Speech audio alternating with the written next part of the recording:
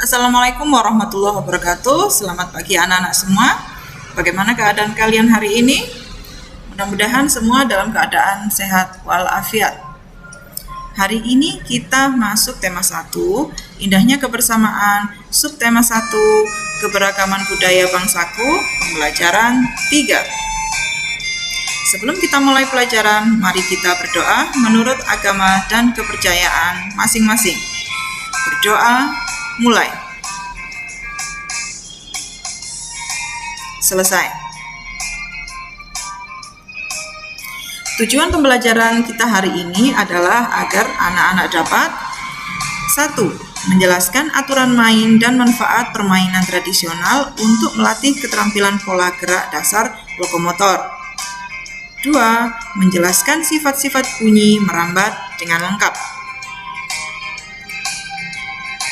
Baik, kita masuk pembelajaran 3, bisa dibuka buku paket tema 1 halaman 34. Permainan tradisional apa yang ada di daerahmu? Bagaimana cara memainkannya? Hari ini kamu akan mengenal dan mencoba beberapa permainan tradisional. Sebagai contoh, ada 2 permainan tradisional yang disebutkan dalam buku. Yang pertama adalah benteng-bentengan. Benteng-bentengan atau rerebonan adalah permainan yang dimainkan oleh 2 kelompok penawan dan tertawan. Masing-masing kelompok terdiri atas 4 sampai dengan 8 orang dan memiliki satu tempat sebagai markas. Markas atau benteng bisa berupa sebuah tiang, pohon, atau pilar. Permainan kedua adalah gobak sodor. Permainan gobak sodor atau galah asin atau galasin dilakukan di lapangan. Area bermainnya merupakan kotak persegi panjang dan dibagi menjadi beberapa bagian secara horizontal dan vertikal. Siapa yang pernah memainkan benteng-bentengan dan gobak sodor? Bu Guru yakin pasti anak-anak semua sudah pernah melakukan permainan ini. Ya. Dari teks bacaan tentang benteng-bentengan dan gobak sodor tadi, kalian mengerjakan tugas 1, menyelesaikan tugas ayo berdiskusi di buku paket tema 1 halaman 35 dan 36. Kerjakan di buku tulis dan soal disalin kembali. Kita lanjutkan. Indonesia memiliki banyak permainan tradisional yang sangat menarik. Banyaknya jenis permainan tradisional ini menunjukkan keragaman budaya yang harus kita jaga. Selain permainan tradisional, Indonesia juga memiliki alat musik tradisional yang beragam pula. Setiap benda menghasilkan bunyi yang berbeda-beda. Begitu juga dengan alat musik tradisional. Nah, bagaimana bunyi bisa masuk ke telinga kita? Untuk mencari tahu, anak-anak bisa memperhatikan gambar berikut. Dibuka halaman 37, ada percobaan 1. Ada 2 anak yang sedang melakukan percobaan dengan memakai selang air dan kaleng bekas atau gelas air mineral.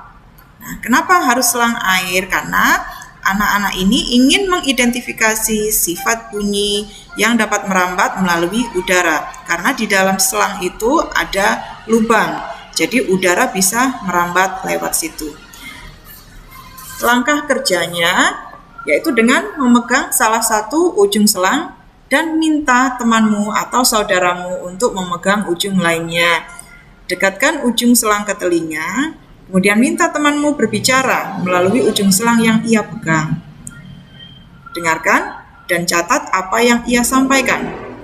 Apakah suara temanmu terdengar jelas? Percobaan kedua bisa dibuka di buku paket halaman 38.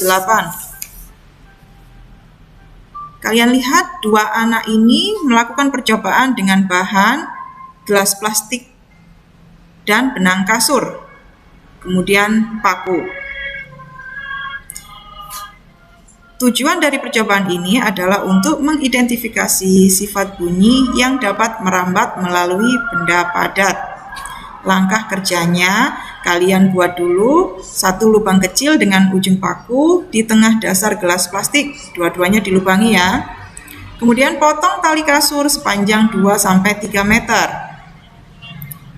Masukkan benang ke dalam gelas plastik melalui lubang kecil. Kalian buat simpul di tali agar tidak lepas. Kemudian berbicaralah dengan temanmu melalui telepon gelas plastik. Lepaskan benang dari gelas plastik, kemudian berbicaralah dengan temanmu melalui telepon gelas plastik tanpa benang. Kemudian kamu catat perbedaannya. Bagaimana? Lebih jelas menggunakan benang kasur atau tidak menggunakan benang kasur? Nah, percobaan ketiga. Percobaan ketiga yaitu mengidentifikasi sifat bunyi yang merambat melalui benda cair.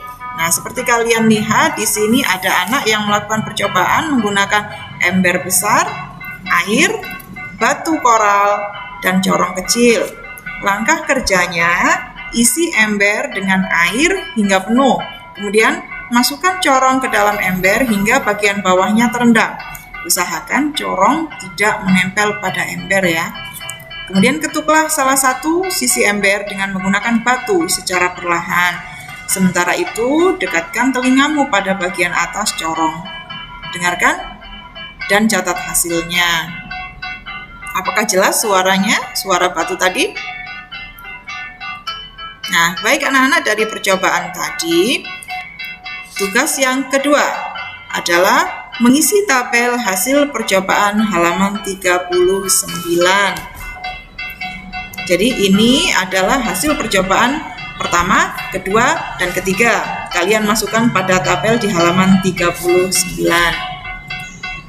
Kemudian menjawab soal di halaman 40. Ini masih berkaitan dengan percobaan tadi ya. Kalian kerjakan di buku tulis, tabel, dan soal disalin kembali. Baik anak-anak, sudah selesai pembelajaran kita hari ini. Mudah-mudahan bermanfaat, mudah-mudahan anak-anak semuanya bisa memahami apa yang sudah Bu Guru jelaskan. Nah, tetap semangat belajar, tetap jaga kesehatan, dan patuhi protokol kesehatan dimanapun kalian berada. Diakhiri Bu Guru, Assalamualaikum warahmatullahi wabarakatuh.